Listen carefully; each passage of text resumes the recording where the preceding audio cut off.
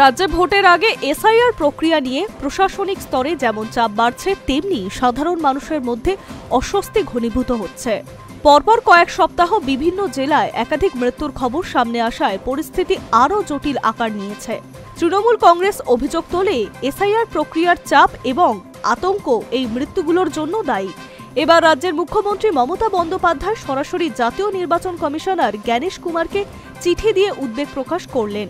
চিঠিতে মুখ্যমন্ত্রীর বক্তব্য, এসআইআর প্রক্রিয়া এমনভাবে চালানো হচ্ছে যে তা এখন প্রশাসনের কাছে এক গভীর শঙ্কার জায়গায় পৌঁছে গিয়েছে। তার অভিযোগ, সরকারি আধিকারিক থেকে শুরু করে সাধারণ নাগরিক সবার ওপরেই এই প্রক্রিয়া অপরিকল্পিতভাবে চাপিয়ে দেওয়া হচ্ছে। এর ফলে রাজ্য জুড়ে ভয় ও বিভ্রান্তি বাড়ছে বলেই তিনি মন্তব্য করেন।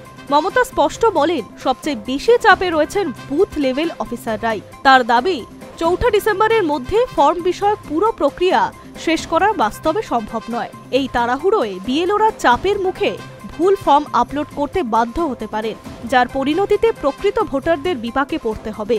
মুখ্যমন্ত্রী অভিযোগ তোলেন, বিএলওদের ওপর অমানসিক কাজের চাপ দেওয়া হচ্ছে।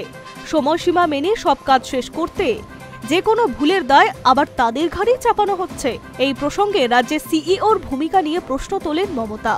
তার মন্তব্য, নির্বাচন কমিশন মাঠের বাস্তব পরিস্থিতি দেখতে চাইছে না।